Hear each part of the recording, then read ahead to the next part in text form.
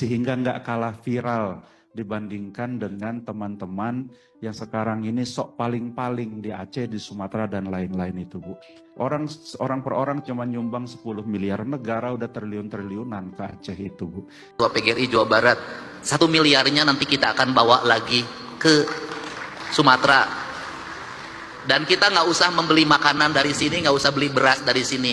Kita bawa uang, Pak. Karena yang diperlukan oleh pengungsi hari ini adalah uang. Toko sudah mulai buka, warung sudah mulai buka. Yang tidak punya adalah mereka uang. Kalau mereka makan mie tiap hari terus juga kasihan juga. Nanti kita bawa uang dibagikan agar ekonominya muter. Cara saya menyikapi sesuatu pakai kitab. Kitabnya itu ada dalam pikiran dan perasaan saya.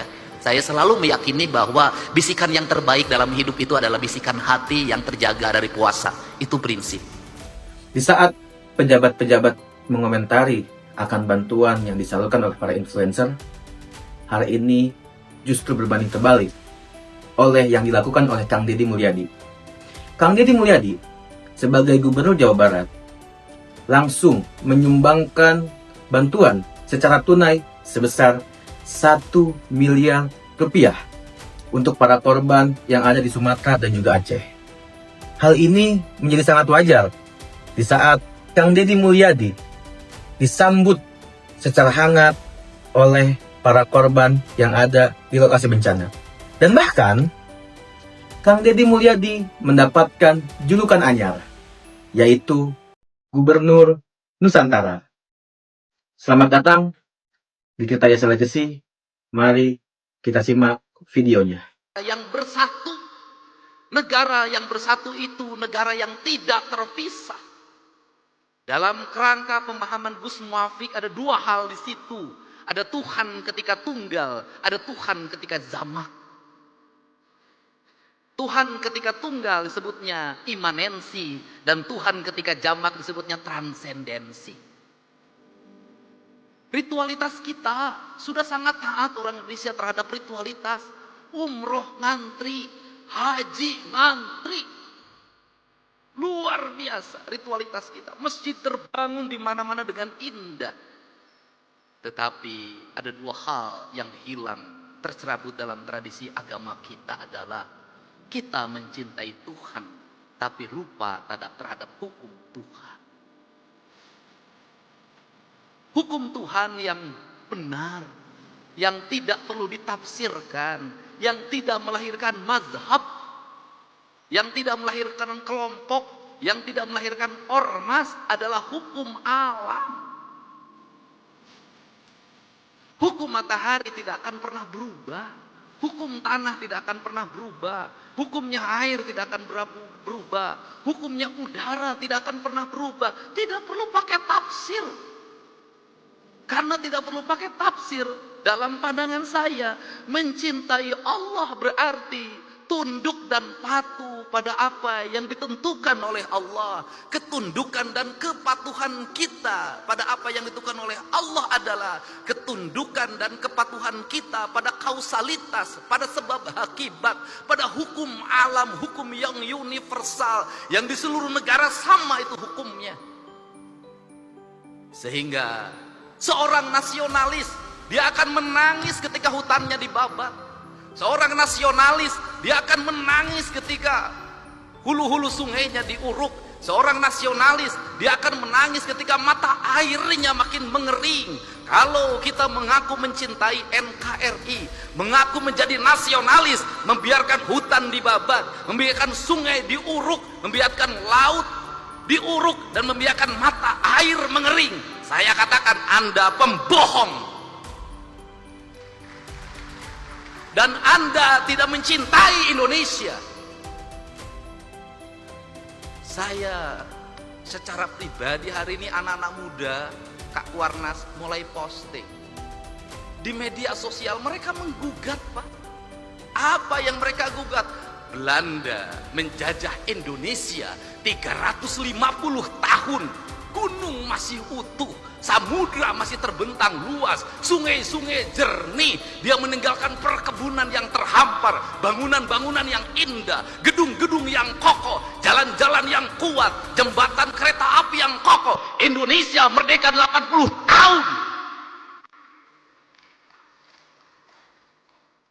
gunung gundul, sungai keruh, hutan menggunung, bangunan-bangunan hampir tidak ada yang berkualitas, jalan-jalan mudah rusak, jembatan mudah roboh. Pertanyaannya adalah, siapa yang penjajah itu? Ini kesadaran. Mungkin tidak layak diomongin sama gubernur, tapi saya mewakili hati nurani saya yang selalu ingin saya ungkapkan di mana. Kenapa? Ini problem bangsa. Dan kebiasaan kita ini adalah ketika bencana kita ribut melakukan perbaikan. Tapi nanti ketika sudah musim kemarau lagi, lupa lagi. Berbuat lagi. Kenapa saya ngomong begini? Saya punya hitungan ekonomi. Kita dapat dari pembabatan hutan berapa triliun. Kita dapat dari pengambilan pasir berapa. Dari pengambilan gunung berapa. Tapi ketika bencana berapa puluh triliun, ratus triliun yang harus kita kerahkan. Rugi. Bangun jalan di Jabar. Baru bangun, diinjek lagi sama Toronton yang tonasenya 40 ton, 30 ton, rugi, Pak. Dan semua orang diam.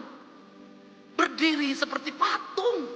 Patung dimusrikan, tapi sikap kita yang mematung, membiarkan kerusakan terhadap Indonesia, dianggap ada sikap yang beriman. Gak bisa. Sehingga inilah yang ingin saya bangun. Gerakan pendidikan kita harus menggerakkan anak-anak kita kembali pada titik dasarnya. Dia adalah manusia Indonesia yang mencintai tanahnya. Problem anak-anak kita hari ini apa? Dia tidak mengenal tanahnya. Kenapa tidak mengenal tanah? Sejak lahir kakinya tidak pernah menginjak bumi. Pakai sendal, di sepatu.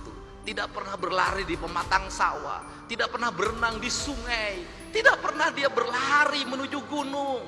Dia menghabiskan waktu dalam setiap hari hanya dengan gadget. Dia mengenal ikan di gadget, dia mengenal padi di gadget. Dan setelah itu negara lain mengintip kita. Dia kemudian mengunci kita, otak kita. Mengunci otak anak-anak kita. Standarnya sebegini. Orang Indonesia umurnya segini. Kenapa? Mereka sudah punya rumusan. Kenapa? Bahan baku tempenya dari saya. Saya sudah tahu itu kualitasnya. Dagingnya dari saya. Semuanya dari saya. Saya sudah tahu isinya apa. Kamu umurnya sekian. Nanti ada penyakitnya ini. Dan ketika penyakitnya ini ahlinya dari saya. Alat kesehatannya dari saya. Teknologinya dari saya. Kamu akan jadi bangsa dungu selamanya.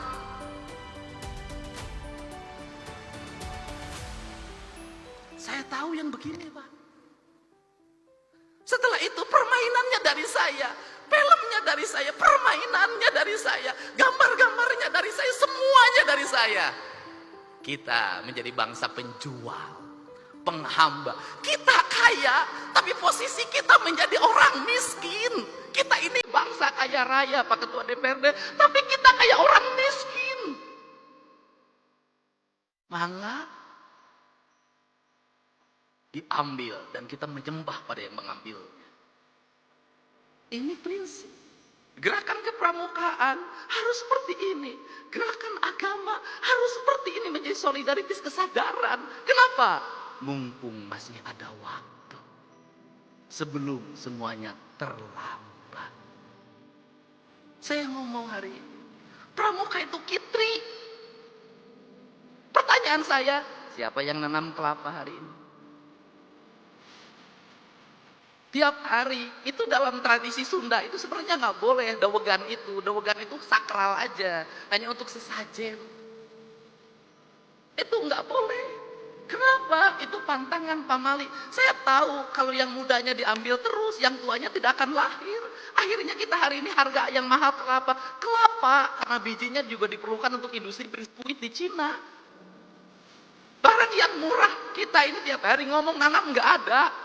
Maka pemerintah Provinsi Jawa Barat tahun ini itu membuat sebuah kewajiban seluruh bantaran sungai setelah dinormalisasi, setelah rumah-rumah kumuhnya dibongkar, maka harus tanamin pohon kelapa sepanjangnya. Saya tiap hari nanam pohon kelapa.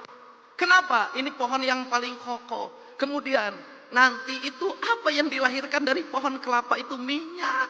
Dulu kita di mana di Jawa Barat penghasil minyak terbaik? Ciamis. Minyak keletik. Saya tahu betul pada saat minyak keletik dikonsumsi oleh kita, dikembangkan pikiran bahwa minyak keletik itu mengandung kadar kolesterol tinggi, berbahaya bagi kesehatan. Terus itu. Yang baik itu adalah minyak sawit. Sekarang dibalik lagi, yang terbaik itu adalah minyak kelitik barat. Itu begitu. Kamu ketinggalan. Yang bagus ini. Saya katakan, saya bertemu dengan orang-orang yang pinter. Dia ketawa. Apa itu? Kalian itu menuju ke tempat saya pergi. Kenapa? Kita mengikuti peradabannya orang lain. Orang lain sudah meninggalkan peradaban itu. Dia menuju ke peradaban kita. Makanya saya berulang-ulang. Kenapa saya mulai dari isu Sunda? Kenapa? Karena orang Jawa Barat itu Sunda. Tadi diceritakan. Pada saat Nabi Muhammad lahir, kita sudah ada Salakan negara. Sudah ada Taruman negara. Sudah ada Galuh. Artinya apa? Pada saat orang lain jahiliyah, kita ini sudah berperadaban. Dari sisi sebagai bangsa, saya sangat bangga sekali pada saat Nabi Muhammad diutus untuk mencerahkan pikirannya orang Jazirah Arab. Orang Sunda sudah punya kerajaan, orang Sunda sudah punya peradaban.